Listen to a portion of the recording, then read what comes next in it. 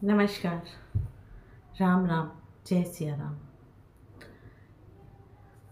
आज एक और घटना, एक और समाज की कुप्रथा, कुरीति पर मैं आपसे डिस्कस करूंगी और वो है दहेज प्रथा। दहेज प्रथा एक तरह का कैंसर है और जो हमारे समाज में हो चुका है। कितने भी आंदोलन कर लो, कितनी भी कानूनी धाराएं हैं, लेकिन ये दहेज प्रथा खत्म होने का नाम नहीं लेती है।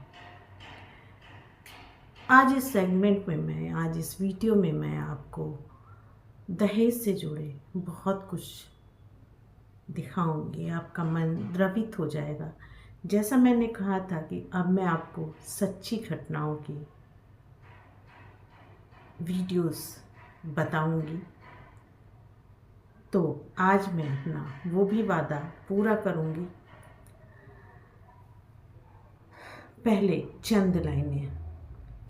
एक कवि नदी के किनारे खड़ा था, तभी वहां से एक लड़की का शव नदी में तैरता हुआ जा रहा था। तो तभी कवि ने उस शव से पूछा, कौन हो तुम, ओ सुकुमारी बह रही नदिया के जल में? कोई तो होगा तेरा अपना मानव निर्मित इस भू तल में।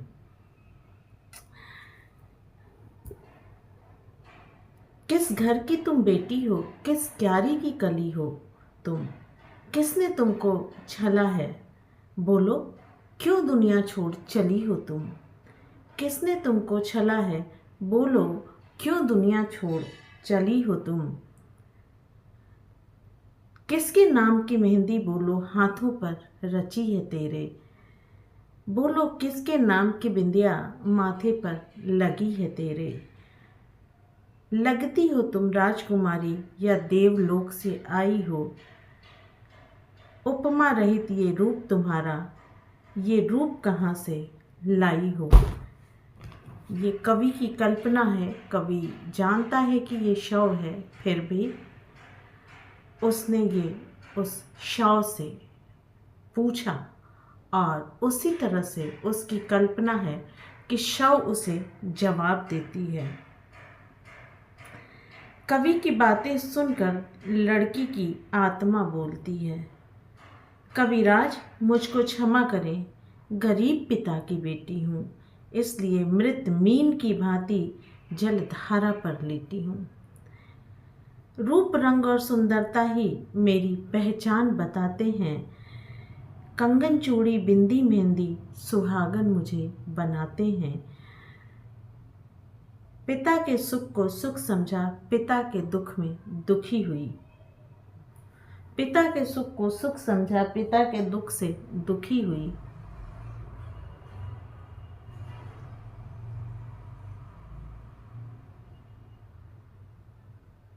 पिता के सुख को सुख समझा, पिता के दुख से दुखी थी मैं। जीवन के इस तन्हा पथ पर पति के संग चली थी मैं। पति को मैंने दीपक समझा, उसकी लौ में जली थी मैं। माता पिता का साथ छोड़ उसके रंग में ढली थी मैं। पर वो निकला सौदागर, लगा दिया मेरा भी मोल। दौलत और दहेज की खातिर पिला दिया जल में विष घोल। दुनिया रूपी इस उपवन में छोटी सी एक कली थी मैं, जिसको माली समझा उसी के द्वार छली थी मैं। ईश्वर से अब न्याय मांगने शवसैया पर पड़ी हूँ मैं। दहेज के लोभी इस संसार में दहेज की भेंट चढ़ी हूँ मैं। ये बहुत ही मार्मिक कवि की कल्पना है। कवि की लेखनी ने पता नहीं किस भावना के ओतप्रोत होकर के ऐसे शब्दों के मोती से एक कविता रची है। लेकिन एक लड़की के जिसे मार दिया जाता है दहेज के लिए, उसकी अंतर्दशा का, उसकी भावना का, उसके दुख का, उसकी पीड़ा का सटीक आकलन करते हैं। शादी हमारे ग्रंथों में, हमारे धर्म में दो परिवारों के मिलन का पर्व है।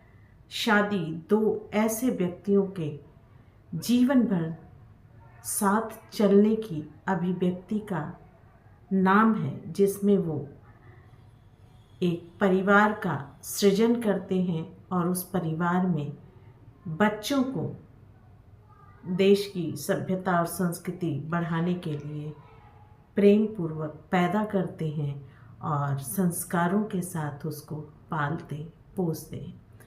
ये है वाकई में हमारे समाज की, हमारे धर्म की एक खूबसूरत तस्वीर। लेकिन कहते हैं जिस तरह हर जगह गंदगी पड़ गई है, इसके खूबसूरती में भी गंदगी आ गई है, दहेज रूपी।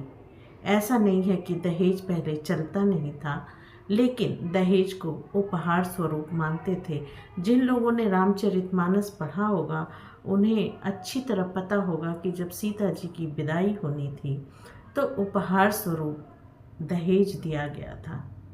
पहले जिस तरह भाई लड़की कहीं और किसी और के घर में जा रही है, ये खुशी का माहौल है, तो खाने पीने की चीज़ें, उसके वस्त्र श्रृंगार की चीज़ें दी जाती थीं, ताकि उसमें माँ बाप का प्रेम होता था, ताकि उनकी बेटी को शुरुआत में किसी ज़रूरत की चीज़ के लिए किसी के आगे गिड़गिड़ाना या हाथ फैलाना ना पड़े। वैसे तो वो उसी परिवार की है, लेकिन शुरुआत में रिश्ते इतने प्रगाढ़ नहीं होते कि वो अपनी ज़रूरत की चीज़ें मांगे, और इस खुशी के साथ दिए हुए उपहार को, स्त्री धन को, लोगों ने दहेज को एक बहुत बड़ा ऐसा शब्द बना दिया जिससे लाखों बेटियां, करोड़ों बेटियां आज दहेज की अग्नि में जलकर भस्म हो चुकी हैं। आखिर ऐसा क्यों होता है? आप किसी की बेटी को लाते हैं, उस बेटी को जिसे उन्होंने इतने दिनों तक बहुत प्यार से पाला पोसा, संस्कार दिए, और जब वो आपके घर आई और आपके घर वो आएगी तो आपके घर की देखभाल ही करेगी, सेवा ही करेगी।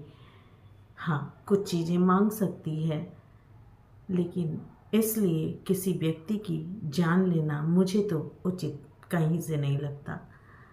अगर आपसे उसकी बन नहीं रही है, अगर आपको वो पसंद नहीं है, तो आप मारने के सिवा उसे उसके मायके में सौंप दें। लेकिन कहीं कहीं ऐसा भी होता है कि मायके वाले भी साथ नहीं देते। वो ये कहते हैं कि वो तुम्हारा घर है, और अब लड़की अगर मायके में रहेगी तो लोग क्या कहेंगे। मैं एक सवाल पूछना चाहती हूँ, क्या आपने जब बेटी को गर्भ में अपने रखा तो उन लोगों से पूछा कि मैं इसे पैदा करूँ या ना करूँ? क्या आप शादी करने गए अपनी बेटी की, तो क्या आपने लोगों से पूछा? तब तो आपने नहीं पूछा, लेकिन एक जिम्मेदारी अपने यहाँ रखने के लिए आपको लोगों की परवाह है, उस व्यक्ति की नहीं, उस बेटी की नहीं जिसे आपने पैदा किया है, बड़ा किया है, अपने जिगर का टुकड़ा समझ करके। आज आप उसके लिए लोग क्या कहेंगे, इस बात से आप उसको एक नरक में मरने के लिए छोड़ देते हैं। मैं इस बात का पुरजोर विरोध करती हूँ, और मैं आज से नहीं, मैंने बचपन से अक्सर गाँव में भी शहरों में भी मैंने सुना है, कुछ केस को दबा दिए जाते हैं और कुछ केस आगे जा कर के अपना कैरेक्टर बदल देते हैं। कभी कभी ऐसा भी होता है कि लड़की वालों को पुलिस प्रशासन को पैसे दे करके परेशान किया जाता है, और अंत में वो अपना केस वापस ले लेते हैं। कहने का मतलब ये है कि आप एक इंसान की बलि दे रहे हैं, और अगर वो लड़की है तो क्या वो इंसान नहीं है? मैं पूछना चाहती हूँ, आप में संवेदना है या नहीं है?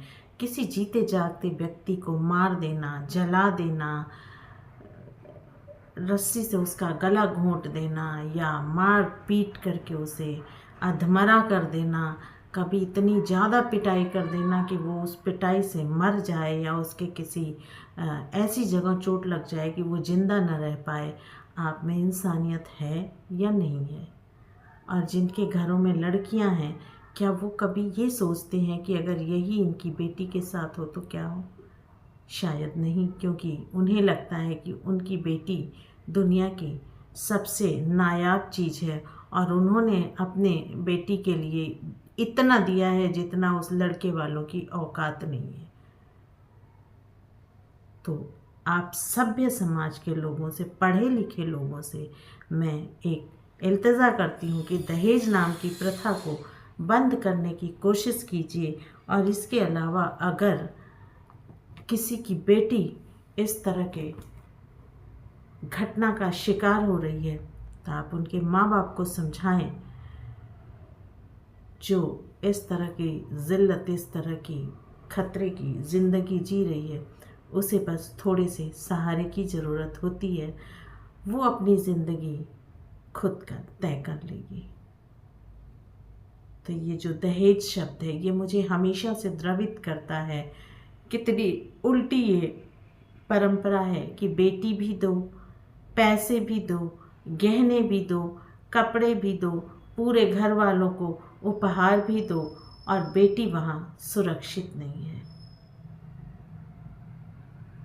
इस पे खैर बात करेंगे तो बहुत लंबी बात होगी और जैसा मैंने कहा था कि अब कोशिश करूँगी आपके सामने सच्ची घटना लाने की। तो आइए ये वीडियो देखते हैं। किचन का प्लेटफॉर्म क्लीन कर रही थी, पीछे से आवाज आती है नेहू, जो मेरे लिए बहुत इमोशनल वॉइस था। वो मेरे हस्बैंड मुझे उस नाम से बुलाते थे। मैंने टर्न करके देखा, वो और उनके भाई खड़े थे। वही फ्रिज के ऊपर मैच बॉक्स रखा हुआ था और उनके भाई बोल रहे थे इसकी कोई ज़रूरत नहीं, आज भी तुझे इतने लाख दे के नहीं लड़की बीवी मिल जाएगी तो इसको रखा क्यों है। मैंने टर्न करके गुस्से में बोला उनके हाथ में मैच बॉक्स देखते हुए कि क्या करना चाहते हो, क्या मुझे जलाना चाहते हो। और उतने में ही मुझे थोड़ा बहुत पेंटिंग का शौक था, इसलिए थोड़ा सा केरोसिन रखा हुआ था ब्रश क्लीन करने के लिए किचन के साइड विंडो के पास। उन्होंने वो ब्रशेस फेंक दिए बेसिन में और वो केरोसिन मेरे ऊपर फेंक दिया। तो केरोसिन गले से लेके पेट की तरफ ज्यादा गिर गया। इस तरह से फेंकने पे ये लेवल था उनका। और उन्होंने मुझे उतने ही मिनट में मैच बॉक्स से तिली निकाल के, जलती हुई तिली मेरे ऊपर। मुझे लगता है अब मुझे इसके आगे कुछ कहने की ज़रूरत नहीं बची है। मन बहुत द्रवित हुआ। 1 मिनट के अंदर सारा खेल कर जाते हैं। कहाँ से लाते हैं इतनी हिम्मत, कहाँ से लाते हैं इतनी हैवानियत, मुझे तो समझ में नहीं आता। सभ्य समाज में, इंसानों के बीच में क्या ऐसे जानवर भी होते हैं? आज के लिए इतना ही। राम राम, जय सिया राम।